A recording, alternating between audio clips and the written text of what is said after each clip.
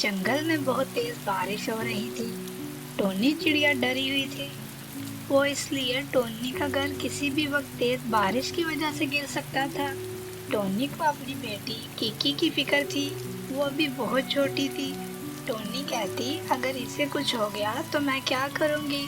Tony अपने घर से बाहर आ जाती है। किकी अंदर ही थी। टोनी बाहर बैठी सोच रही थी, मैं किससे मदद मांगू। टोनी दरख्त के नीचे बैठी महफूज थी, पर उसका घर नहीं था। टोनी को इस समस्या का हल नजर नहीं आ रहा था। कहती, ऐसा करती हूँ, कोई सुरक्षित जगह देखती हूँ। और टोनी तेज बारिश में उड़ जाती है।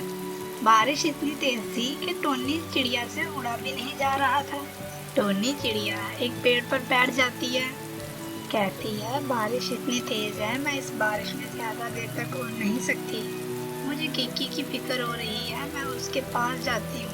टोनी चिड़िया हिम्मत ना हारते हुए अपने घर वापस आ जाती है।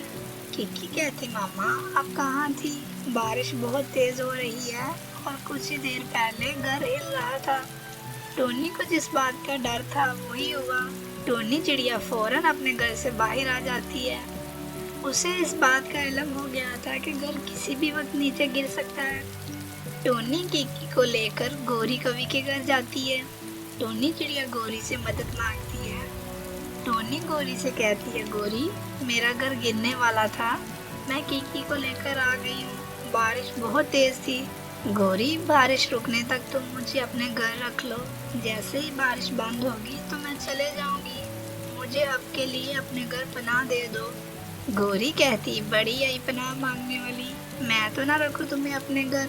चल यहाँ से, किसी और से मदद मांगो। मेरा घर कोई शेल्टर होम है, जो मर्जी मुंह उठाकर आ जाएगा और मैं उसे रहने के लिए जगह दे दूंगी। और वैसे भी तुम्हारा घर अभी गिरा तो नहीं ना? मैं तो कहती हूँ वापस अपने घर चले जाओ। जब गिरेगा तब मदद मांगना किसी से। टोनी चिड़िया गौरी की जली कटी बातें सुनकर वापस आ जाती है। अब टोनी मीनू मौसी के घर जाती है। टोनी चिड़िया बड़ी उम्मीद के साथ मीनू मौसी के घर जाती है कि मीनू मौसी मेरी ज़रूर मदद करेगी। टोनी मीनू मौसी को कहती है, मौसी मुझे अपने घर रख लो, मेरे घर की हालत बहुत ख़राब है, वो गिरने ही वाला था। मेरी बच्ची अभी बहुत छोटी है। अगर हम उसी घर में रहते तो बारिश की वजह से घर गिर सकता था और हम दोनों की भी जान जा सकती थी। मीनू मौसी वैसे ही मीठी छुरी थी। मीनू मौसी कहती, टोनी मैं तुम्हारी ज़रूर मदद करती, पर मेरे घर में मेरी बहन के बच्चे आए हुए हैं, इसलिए मेरे घर में थोड़ी सी भी जगह बाकी नहीं है। मैं तुम्हें पनाह नहीं दे सकती। अगर रख भी लूँ तो ज़्यादा पक्षियों की वजह से मेरा घर भी गिर सकता है।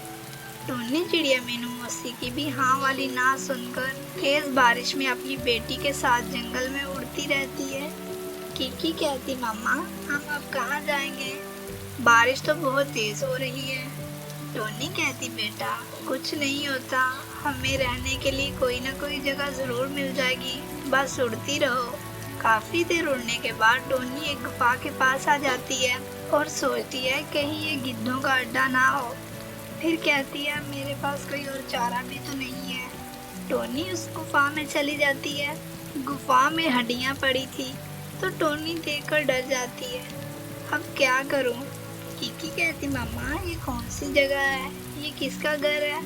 मैंने पहले तो ऐसा घर नहीं देखा। टोनी कहती, ये मेरे दोस्त का घर है। टोनी चाहती थी कि किकी सुकून से इस जगह में रहे। थोड़ी देर बाद वहाँ पर एक चील आ जाता है, क्योंकि ये चील की जगह थी। चील इनको देखकर कहता है, वाह, मैं तो शिकार की तलाश में इतनी बारिश में बाहर गया था, यहाँ पर तो शिकार खुद चलकर मेरे घर आ गया है, और वो भी दो दो। टोनी कहती, चील जी हमें मत खाना, बड़ी मुश्किल से ये जगह मिली थी, कोई भी मदद करने के लिए तैयार नहीं था। मेरा घर बारिश की वजह से गिरने वाला था, मेरी बेटी अभी छोटी सी है। अगर हम दोनों उस घर में बारिश का रुकने का इंतजार करते तो हम दोनों मर सकते थे। मैं मदद के लिए दूसरे पक्षियों के पास भी गई थी और किसी ने मेरी मदद नहीं की, इसलिए अपनी बेटी को लेकर जंगल की तरफ निकल आई और मुझे ये गुफा मिली और मैं इस बारिश से बचने के लिए इस गुफा में आ गई। हमें नहीं पता था ये गुफा आपकी है, मुझे माफ कर दें। बारिश रुकने के बाद मैं यहाँ से चली जाऊंगी। चील को टोनी की दुख भरी कहानी सुनने के बाद टोनी पर तरस आ जाता है। चील कहता है, मैं तुम दोनों को नहीं खाऊंगा, जब तक तुम्हारा दिल करे तुम यहाँ पर रह सकती हो। टोनी ये सुनकर बहुत खुश थी। अगले दिन बारिश रुक जाती है और बारिश फिर से शुरू होने वाली थी। इस बार पहले से ज्यादा होने वाली थी। टोनी वक्त जाया किए बगैर एक नया लकड़ी का घर बना लेती है। किकी मामा से कहती है, मामा इस बार तेज बारिश की वजह से भी हमारा घर नहीं हिलेगा।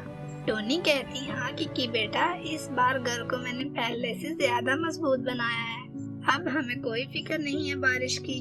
2 दिन हो गए थे, बारिशें फिर से शुरू हो जाती हैं। बारिश पहले से ज्यादा तेज थी। मीनू मौसी कहती है, ये बारिश तो बहुत तेज है, मैं क्या करूँ, इस बारिश में तो कोई भी पक्षी उड़ नहीं सकता। ऐसे ही मीनू मौसी का घर हिलना शुरू हो जाता है। मीनू मौसी जैसे ही घर से बाहर आती है वो नीचे गिर जाता है। कहती है, अरे ये क्या हो गया, अब मैं कहाँ जाऊंगी इतनी तेज बारिश में। अगर गौरी के पास जाती हूँ तो वो मुझे कभी भी अपने घर नहीं रखेगी। टोनी भी नहीं है, अगर टोनी यहाँ पर होती तो वो कुछ ना कुछ जरूर करती, वो मेरी मदद जरूर करती। मीनू मौसी वहीं पर बैठी थी। दूसरी तरफ गौरी कभी कभी घर नीचे गिर गया था। गौरी भी घर की फिक्र में हलकान हो रही थी। गौरी कहती, ऐसा करती हूँ मीनू मौसी के पास जाती हूँ, उसको कोई बात सुनाऊंगी, क्या पता वो मान जाए। गौरी कभी जब मीनू मौसी के पास जाती है तो मीनू मौसी का घर भी नीचे गिर के टूट गया था। तो गौरी कहती, मीनू मौसी मेरा घर भी नीचे गिर के टूट गया है, अब हम इतनी तेज बारिश में कहाँ जाएं? अगर यहाँ पर टोनी होती तो वो हमारी मदद जरूर करती। गौरी कहती, ऐसा करते हैं जंगल की दूसरी तरफ जाते हैं, क्या पता कोई मिल जाए।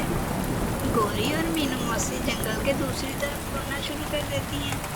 फिर उनको एक घर नजर आता है। गौरी मीनू मौसी से कहती है, मौसी इस घर में जो भी है उससे मदद मांगते हैं।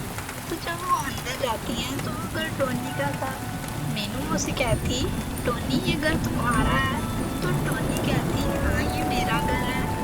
गौरी कभी अपनी और मीनू मौसी की बात टोनी को बताती है और मदद मांगती है। कहती है, हम दोनों को अपने घर रख लो, बारिश रुकने के बाद हम फौरन यहाँ से चले जाएंगी। और गौरी माफ़ी भी मांगती है, टोनी हमें माफ़ कर दो, हमने मुसीबत में तुम्हारी मदद नहीं की और आज खुद उसी मुसीबत में फंस गई है। टोनी उन दोनों को माफ़ कर देती है और उनकी मदद भी करती है। तो दोस्तों, आपको आज की कहानी कैसी लगी? इस कहानी से हमें सीख मिलती है, हमें मुसीबत में दूसरों की मदद करनी चाहिए। दोस्तों, ऐसे ही मज़े मज़े की कहानियाँ देखने के लिए हमारे चैनल को सब्सक्राइब करें और वीडियो को लाइक और अपने दोस्तों के साथ शेयर करें।